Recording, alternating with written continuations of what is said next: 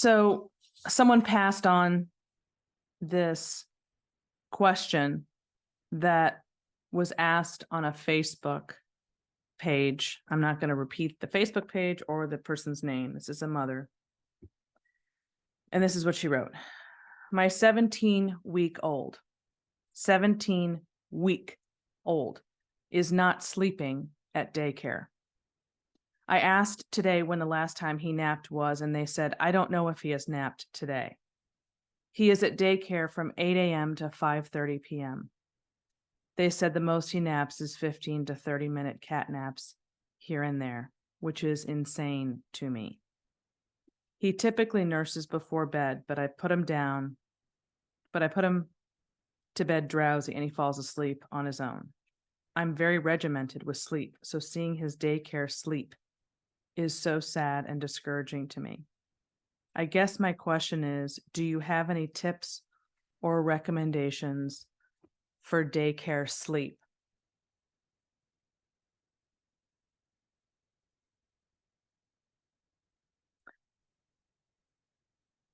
That's a new phrase. There's no such thing as daycare sleep. When I first read this, I sort of vacillated between such frustration and sadness. Because the truth of the matter is, this young mother is kind of typical of so many young mothers today who just flat out have no idea what children need. They just don't know. I mean, when you think about it, why would they know? Where would they have gotten that information? So the fact that you even think there's something called daycare sleep, or that a baby can sleep in daycare, is pretty shocking to me. But again, that's my generation. So what I decided to do was pull up something that I wrote 20 years ago on this issue of sleep in my very first book. And rather than go on a rant today, I just thought I would read from there to show you how it's fascinating to me that this is probably more needed today than it was 20 years ago when I wrote it. So teaching infants and young children how to sleep, like those first 3 years, going back to the first 3 years again from that last video I did, is a full-time job. It seriously is. I mean, humans come into the world with no idea how to do these things. They are completely reliant upon us to show them how it's done. They're just new to the world, and everything is in our hands. And sleep is crucial and critical in those early years. And by the way, it's critical, period, for all of us. I mean, I know you've probably read and heard a lot about sleep over the last, 10 years, that we adults aren't even getting it. Multiply that 1,000-fold for infants. I'm just going to read now from this book that I wrote. That's what I'm reading right here for you. Quote, a good night's sleep, much like nutrition, seatbelts, and a roof over one's head, is an inalienable right of every child and a bona fide parental responsibility, writes Dr. Judith Owens, director of the Pediatric Sleep Disorders Clinic at Brown University School of Medicine. Any pediatrician or sleep expert can tell you that children need a ton of sleep. It is as necessary to their physical and emotional health as food and exercise. The difference between a child who has not had enough sleep and one who hasn't cannot be overstated. A child who's well rested is joyful, content, happy, and one who's sleep deprived or just plain tired is antsy and difficult. And as Inda Shanan wrote in The 7 O'Clock Bedtime, great book, by the way, I don't know if it's still out there, wears his fatigue like a suit of itchy, ill-fitting clothing, end quote. I always loved that. I remember writing that, actually, because it's an excellent description of an overtired kid. I mean, there's just nothing to do with him. He is completely outside of himself, and he's never going to be okay, he or she, until he gets that sleep. I mean, there's no point in trying to discipline them or talk to them or communicate or have any kind of reasonable dialogue, because they can't help it when they're sleep deprived.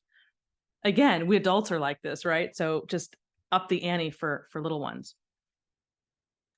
The amount of sleep children need varies somewhat, but most experts agree on the following estimates. I hope this is helpful for those of you who are still in the throes of raising children, especially little ones. Infants need 16 hours. 16 hours of sleep in the form of 2 naps during the day. So when you think about that, well, your baby's going to sleep typically 12 or 13 hours a night. You still have 3 or 4 more to go during the day. Now, how do you think that's going to happen in a daycare setting? How is that even possible? It's not, right? 1-year-olds, 14 hours in the form of 1 nap. Ages 2 to 4 cuts down to 13 hours, still 1 nap. And then when they're older, from 5 to 11, 11 hours. And then teens, 9 hours, or 12 to 18 is 9 hours. As Diane Fisher observes, quote, "It is unfortunate that our society is impatient with slow, subtle infant schedules in this fast, goal-oriented culture." Ha, that was 20 years ago when she wrote that. When she said that. End quote. Mothers who are home, or at least home-based with their work, are in a position to make this happen. But women like this one on Facebook that I just read from is at the mercy of her children's caregivers and are therefore unable to control or even monitor their children's sleep habits. The truth is, in most dual income families, children are awakened. I'm talking about full-time, year-round, up and out of the door, away from homework. Children are awakened before their bodies wake naturally and are rushed out the door before they're even awake. These parents are not around during the day to make sure their children are getting the sleep they need. And many of them also will keep their children up at night long after they should because they haven't seen them all day. And you add all this up and the result is obvious: sleep deprivation. There's no way to ensure that children get what they need sleep-wise if there's no parent around to see that it happens. If parents want their children to get the sleep they need, and if they want them to take a nap and go to sleep at night without a big production, they have to develop a routine early on, like when their children are around 4 months old, and then stick with it. All babies don't have to be on the same schedule, but they do need their own schedule, whatever you've created for them, to be the same every day. You can't do one thing one day and another the next and think he is going to sleep the way you want him to. They're only going to be compliant if they know what to expect from you. Consistency is just key at this, well, really always. In the first 10 years, children respond to routines. So how can you tell if your child is sleep deprived? If you find yourself waking him up on a regular basis, or if he falls asleep in the car on a regular basis, or he wakes up frequently in the middle of the night, he's probably overtired. If he seems cranky or irritable during the day, or if he falls asleep much earlier than his usual bedtime, this is also a good sign that he's sleep deprived. Most kids also who don't sleep well are going to bed too late. That's another big thing. Many parents make the mistake of thinking that if they keep their children up at night or let them skip a nap, that they'll become so tired that they'll just fall into bed at night. I've seen this a lot, or I did see it a lot when I was home with my kids. The way that an adult would potentially do this. But it doesn't work that way. It's actually really the opposite of what we think of for ourselves as adults. The more rest they get, the easier it is for them to fall asleep, and the easier it is for them to stay asleep longer. Again, it's the exact opposite of what we adults do. And it's really the biggest issue with young parents like this mother on Facebook who asked this question. They have no concept of the needs of children, especially infants. And again, why would they? Where would they have gotten this information? So that's where I come in. That's where my work comes in. Most people will not share the information that I share for one reason. It's too provocative and it's going to hurt someone's feelings. But the thing is, I'm not willing to throw children, especially babies, under the bus so that no one gets their feelings hurt. And how are young parents going to parent well if they don't have this information? How are women like this one on Facebook going to know that the only way they're going to be able to teach their children how to sleep, which takes months of time and effort, but will be the best investment you'll ever make for you and baby, is to be home and do this work themselves? No one wants to say that. The reality is that no one at daycare, A, cares whether or not your baby sleeps, because you as the parent are the ones who are gonna have to deal with the fallout. They're not. And B, are even in a position to make sure every baby in their care sleeps enough or properly. All of which is to say, there is no such thing as daycare sleep. That is just such a funny phrase. That's an oxymoron, and anybody who works in daycare can tell you there's no way to emulate the routine and the consistency of the sleep that you would get at home, in your own bedroom, on your schedule, not the schedule of what's going on in the daycare center. There's no way to emulate that. There's no way to copy that. It's not possible. So there's so much more to this conversation about daycare than meets the eye. I mean, I'm just barely scratching the surface.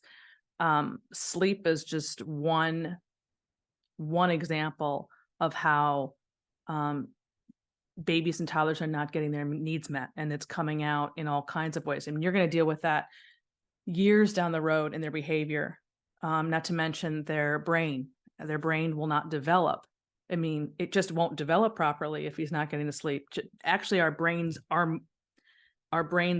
working, I guess that's the best way of putting it, while we're sleeping. I mean, not us, but them when they're little. We used to.